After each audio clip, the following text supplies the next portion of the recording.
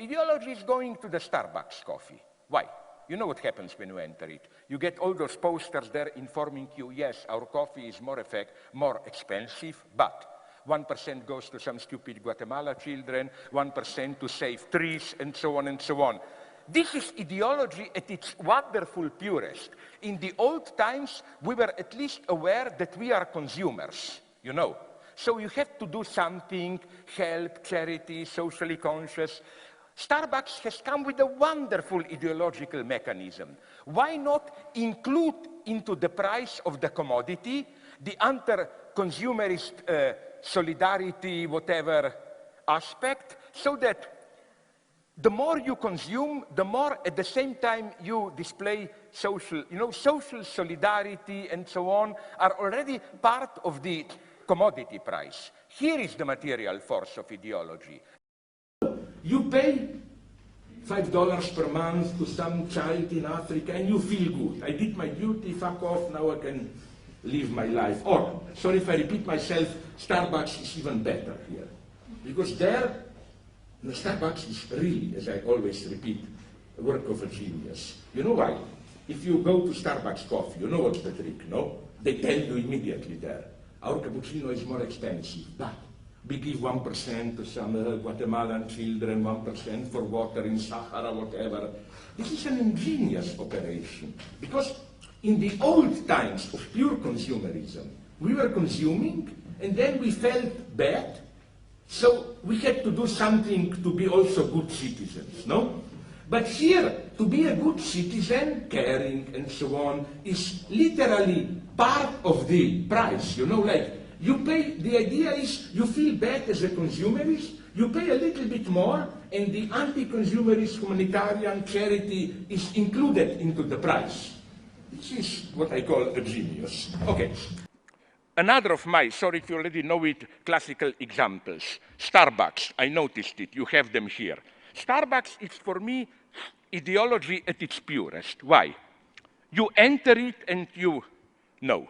Usually they have posters saying something like, yes, our coffee is cheaper than with the others, but, and then comes, 1% goes to some stupid Guatemala children, 1% goes to rainforest, and so on to save the... I found this an ingenious ideological operation. Why? Because, in the good old dirty capitalist consumerist times, which I absolutely prefer, you were a consumerist and you felt bad for that. So then you had to do something against it. Charity, solidarity with the poor, and so on. But Starbucks had an ingenious idea to include this price for the sin of consumerism into the price of the commodity itself. So it's a little bit more expensive, but you should not feel bad because, the price for duty towards the poor, ecology, and so on, is included into it. This, I claim, is how in our charity, humanitarian times, ideology is more and more working. That Starbucks is the example of today's ideology. Is that you remember when we were young, at least that's my case, we still had this split between private consumerism and doing something for the community. Like, privately you are spending money, blah, blah, blah, then, I don't know, you engage in some charitable activity or so. The uniqueness of Starbucks is kind of a pseudo-Hegelian dialectical synthesis. No? The uniqueness of Starbucks, among others, is that you can do both in one and the same gesture. As it were, as they just read what they say in their ads. Their coffee is more expensive because the humanitarian moment is included into it. As they say, we buy our coffee only organically grown, it's organically grown, we give part of profit to help the children to get school, to help them to get water. It's as if telling you, you feel guilty about being a consumerist, no problem, pay a little bit more and the price for it is included into it. So that and the message is wonderful, pay $50 more for coffee and we guarantee you that by being a consumerist, you already do your anti-consumerist duty. you cancel the effects. And it would be nice, it may sound cynical, but I think it's fundamental to read charitable activity, even green, much of green ecological activity like this. Don't have time to develop it, that there is something of this same order, which is no longer just a marginal phenomenon, but is more and more assuming a central role in how today's capitalism functions. For me, the best example, I'm sorry if some of you know it, nonetheless, I think it's important to repeat it, would be what I called the Starbucks logic. You know what you encounter when you go to a Starbucks coffee shop. Basically, the message is true, our coffee is a little bit more expensive, but 1 cent from every coffee goes for Guatemala children, 5 cents goes for water, for blah, blah, blah. In other words, the logic is the following one, and in a perverse way, I like it. The logic is, in the old days, we were consumerists, and then we felt bad, and if you wanted to pretend to be an ethical being, you had to do something to counteract it. But the offer here is, we make it simpler for you. We make the product, you can remain just a consumerist, because your altruistic nature, solidarity with poor, it's included into the price, you know.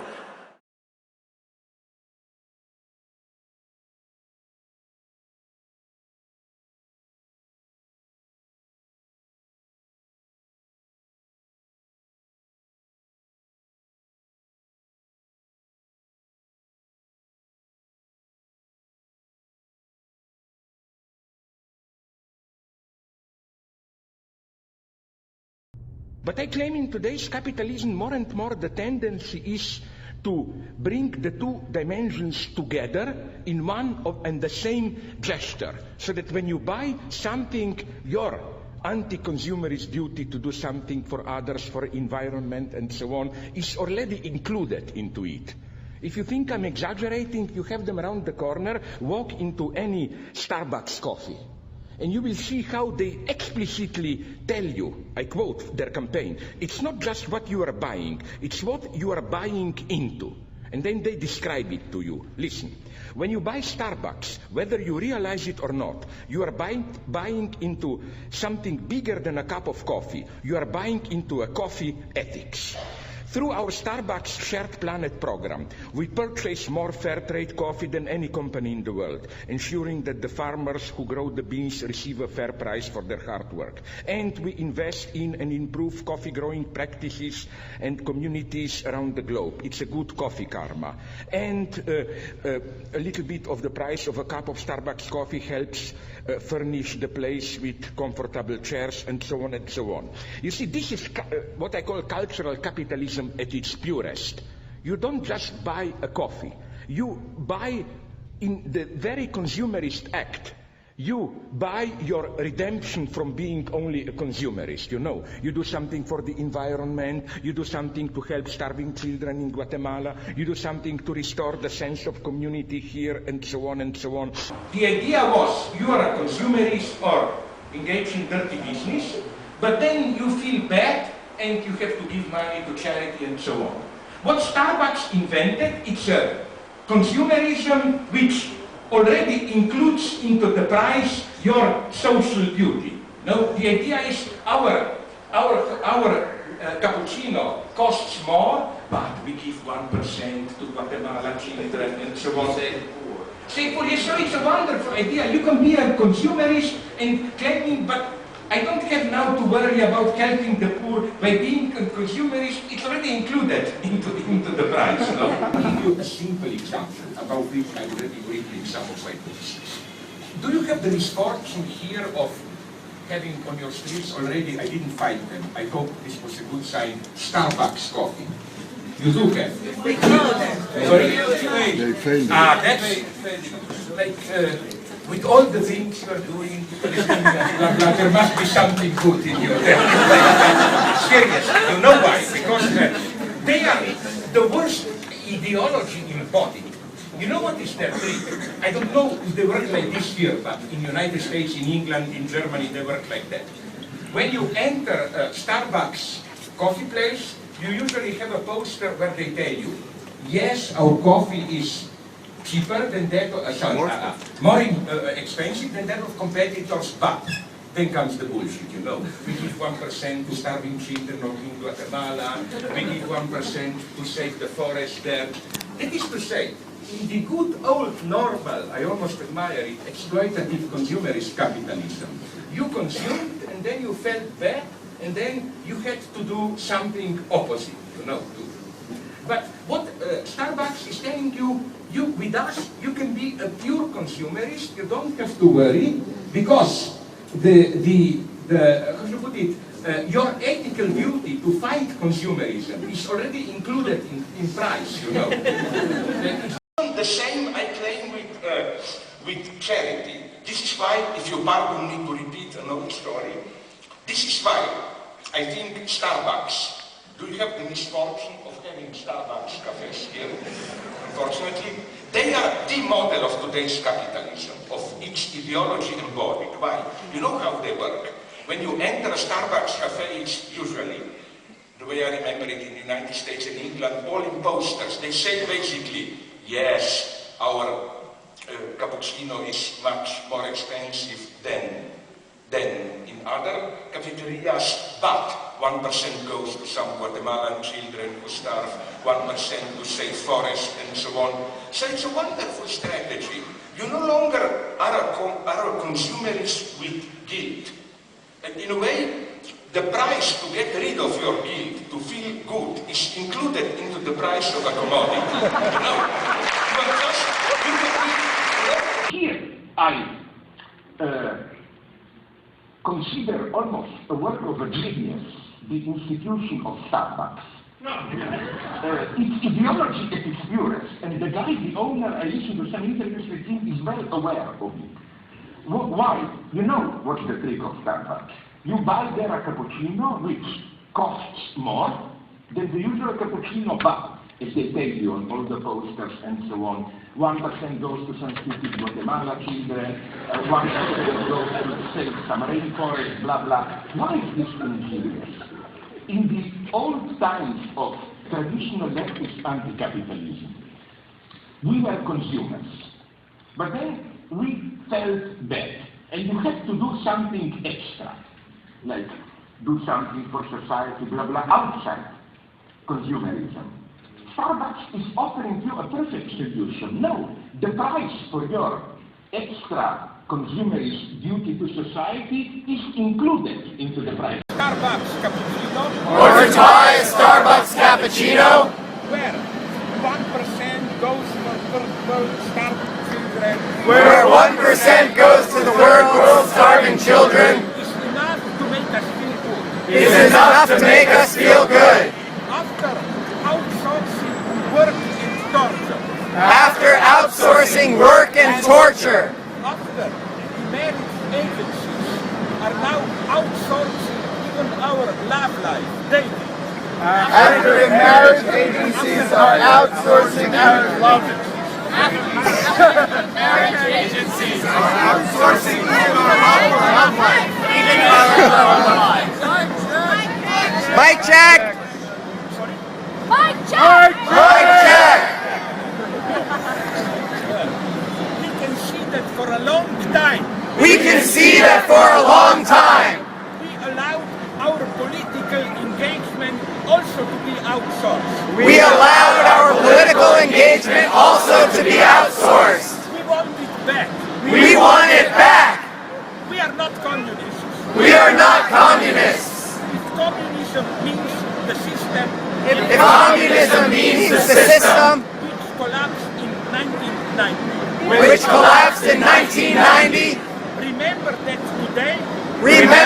today, those communists are the most efficient,